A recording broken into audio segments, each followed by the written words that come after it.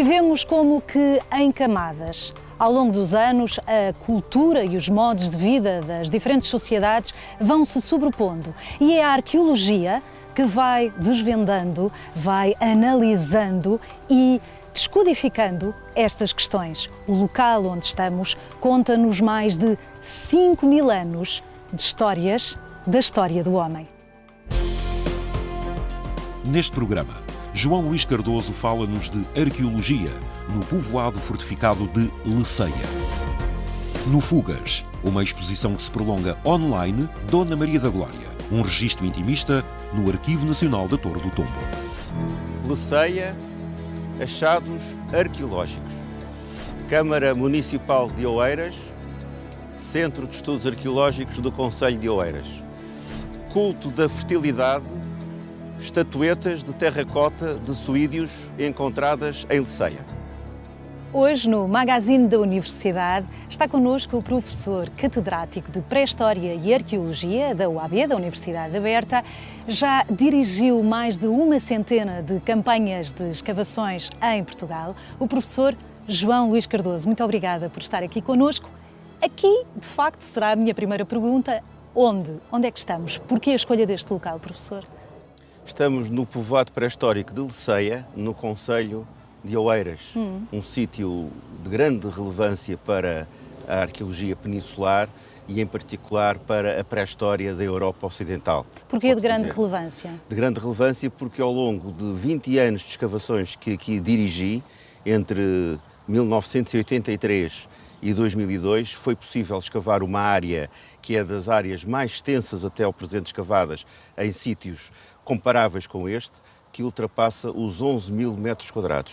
Essa área permitiu a identificação de um complexo construtivo que envolve muralhas, bastiões, entradas, cabanas, portanto um sítio de grande relevância para o conhecimento das comunidades do terceiro milénio antes de Cristo que ocuparam esta região do atual território nacional. Então estamos a falar de uma baliza de tempo que tem praticamente 5.000 anos. Sim. Até hoje, não é? Até hoje. Temos aqui uma primeira ocupação que remonta ao Neolítico final, num período que ainda corresponde ao final do quarto milénio antes de Cristo, podemos dizer, grosso modo, entre 3.400 e 3.000 anos antes de Cristo, uma ocupação muito vasta, representada por materiais arqueológicos absolutamente típicos dessa época.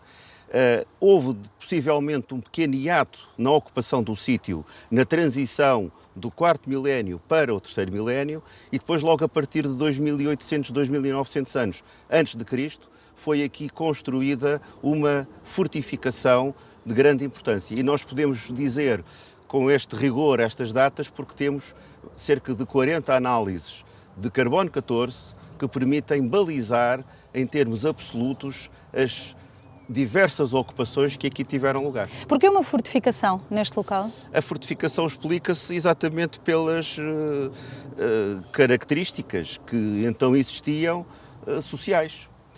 Comunidades num processo cada vez mais acentuado de competição.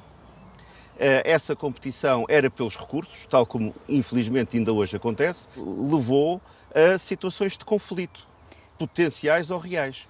Essas evidências estão hoje em dia consubstanciadas pelas ditas fortificações que construíram. Neste local foram encontrados diversos materiais. Que tipo de materiais?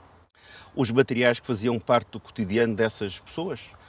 Cerâmicas, imagino. Que aliás não é por acaso que coincidimos na palavra, porque são extremamente abundantes, ainda hoje podemos encontrar a par e passo no solo fragmentos cerâmicos dessas épocas. Foi aliás o que aconteceu, enquanto conversávamos antes de iniciar Exatamente. A gravação, descobrimos vários pedaços. Por isso mesmo é que a palavra nos veio logo à cabeça. Mas para além das cerâmicas, que eram de facto produzidas localmente, e eram utilizadas pelas populações que aqui habitaram, temos uma panóplia extremamente diversificada de artefactos de pedra polida, de pedra lascada e até metálicos.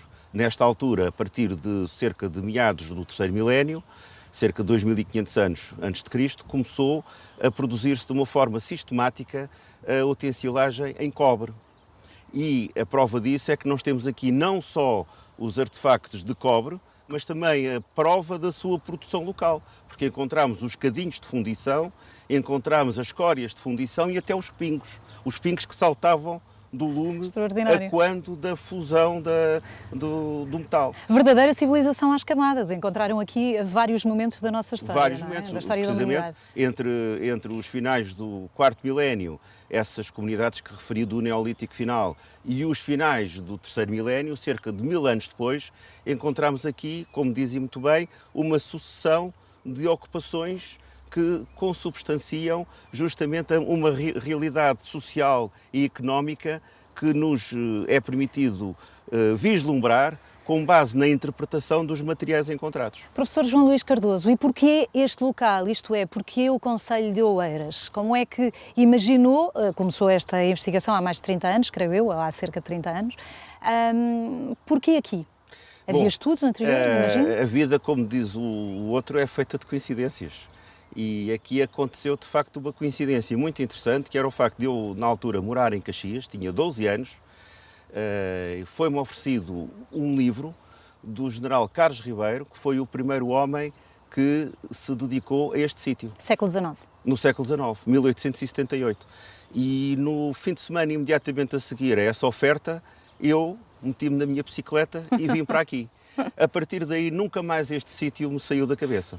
E felizmente, muitos anos depois, tive a oportunidade de iniciar aqui escavações, como disse muito bem, em 1983, prolonguei-as até 2002 e até hoje não sai daqui. Dados os resultados que obtivemos, foi possível mobilizar na altura, isto em 1988, os poderes autárquicos e designadamente o presidente de então e atual presidente, o Dr. Isaltino Moraes, para a criação de um centro de estudos arqueológicos no Concelho de Oeiras. E podemos dizer que estamos neste momento a comemorar os 30 anos da existência do centro, com exposições permanentes já mais 30 anos depois.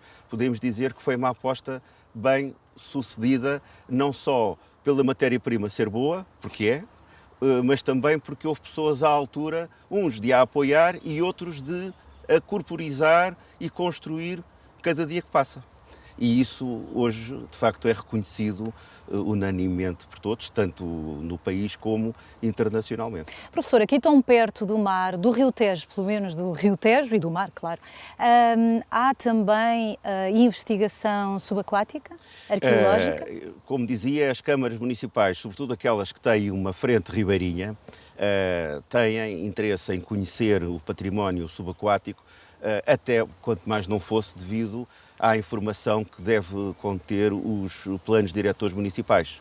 E, portanto, no caso de Oeiras, essa preocupação, dada a riqueza de naufrágios que existe, em particular na zona de São Julião da Barra, foi consubstanciada numa iniciativa que foi a da Carta Arqueológica Subaquática do Concelho de Oeiras, desenvolvida em parceria com o CHAM, o Centro de História da Alqueia de Alemar da Universidade Nova de Lisboa, e também com o apoio, evidentemente, da Direção-Geral do Património Cultural. Portanto, nessa perspectiva, fizemos um inventário dos bens subaquáticos e não ficámos por aí, justamente porque a autarquia tem que ir sempre mais longe, tem que dar público conhecimento dos resultados dessas mesmas iniciativas.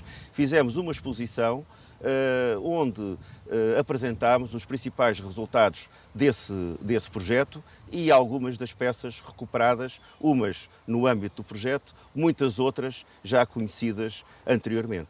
Há mais a investigar aqui em Leceia? Vai continuar a escavar? Aqui já não, porque eu deixei intencionalmente cerca de 10% do sítio por escavar para daqui a 100, 200 ou 300 anos os meus sucessores poderem confirmar ou até melhorarem, há que ter essa humildade, as informações que foram agora obtidas.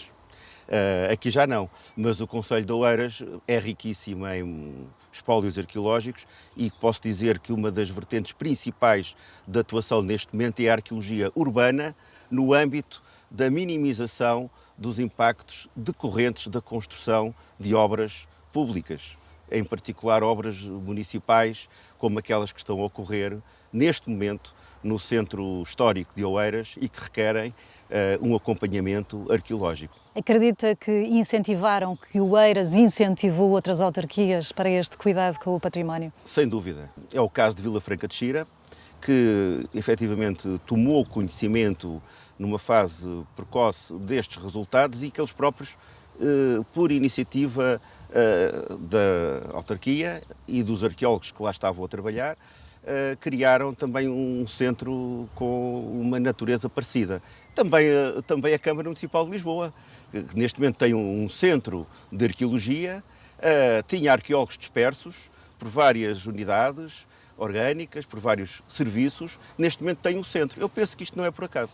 Eu penso que isto tem a ver justamente com É só preciso começar. o sucesso e a justificação na prática, não é com as boas ideias, é na prática destas iniciativas que tão útil têm sido às populações locais.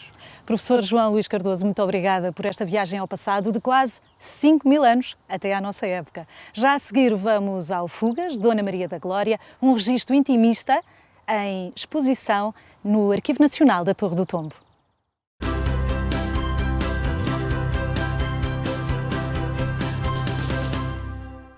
Esta exposição surge no âmbito da comemoração do bicentenário do nascimento de Dona Maria da Glória, essa princesa que nasceu nos trópicos e veio a ser a Rainha Dona Maria II de Portugal. E para nos associarmos a essa comemoração, selecionámos uma documentação que não é muito conhecida e que faz parte de um fundo documental chamado Casa da Croa, que tem cerca de 64 livros e 250 caixas de documentação. Desse vasto acervo, escolhemos então as cartas, porque achámos que seria uma abordagem diferente e pouco conhecida do público. E assim selecionámos de uma imensidão grande de cartas, as cartas mais intimistas, escritas no ambiente familiar. E depois, está claro, não poderíamos deixar de focar também as cartas trocadas na função máxima do Estado. E, portanto, esta exposição divide-se em 3 núcleos, onde procuramos mostrar precisamente algumas dessas cartas. Esta exposição tem uma outra característica, é que neste espaço nós associamos o documento original a um conjunto mais vasto de documentos em formato digital e, portanto, potencia a mostra documental, salvaguardando até o próprio documento, uma vez que não tem que estar exposto durante muito tempo, porque está mostrado num formato digital. Quando deixar de estar patente neste espaço, pode ser consultada no nosso site em exposições virtuais.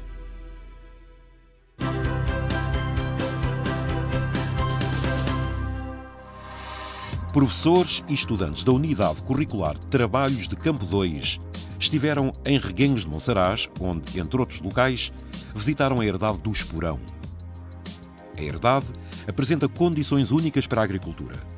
Com cerca de 702 hectares de vinhas, olivais e outras culturas, potenciadas pelo modo de produção biológico, estão plantadas cerca de 40 castas, 4 variedades de azeitona, pomares e hortas. Na Universidade Aberta, a Unidade Curricular Trabalhos de Campo 2 corresponde à componente prática para a aplicação, consolidação e desenvolvimento dos conhecimentos teóricos adquiridos nas unidades curriculares das áreas das ciências da terra e da vida e de ciências e tecnologias do ambiente. A nova intranet da Universidade Aberta assinala mais um passo importante no âmbito dos trabalhos que têm vindo a ser desenvolvidos na renovação dos portais da Universidade. Tem como objetivo melhorar a experiência de navegação dos utilizadores no acesso à informação, tendo sido introduzidas melhorias significativas ao nível da usabilidade e da compatibilidade com os dispositivos móveis. Apóstolos Costas, professor responsável pelo Centro de Aprendizagem ao longo da vida da Universidade do Egeu, visitou a Universidade Aberta no âmbito do programa Erasmus+. Entrevistado por Teresa Cardoso do Departamento de Ensino e Educação à Distância, falou de diversos temas relacionados com a educação e a ciência aberta e dos desafios que os recursos educacionais abertos colocam a estudantes e professores. A conversa está disponível na UAB-TV, no portal da Universidade Aberta. A UAB-TV é uma televisão online onde pode ver uma programação feita especialmente para si. Na UAB-TV poderá ver ou rever o magazine da Universidade Aberta, assistir às reportagens dos principais eventos da Universidade, aprender com novos recursos educativos e conhecer estudantes, professores e investigadores de qualquer parte do mundo que passaram na Universidade Aberta e deixaram o seu testemunho. Visite-nos no portal da Universidade Aberta. Estão abertas online, até 14 de maio, as candidaturas ao primeiro ciclo nas modalidades de maiores de 23 anos e acesso específico. As candidaturas da primeira fase ao segundo e terceiro ciclos de estudo podem ser feitas também online até 25 de junho. Conheça as vantagens do ensino à distância e informe-se sobre os cursos em oferta no portal da Universidade Aberta.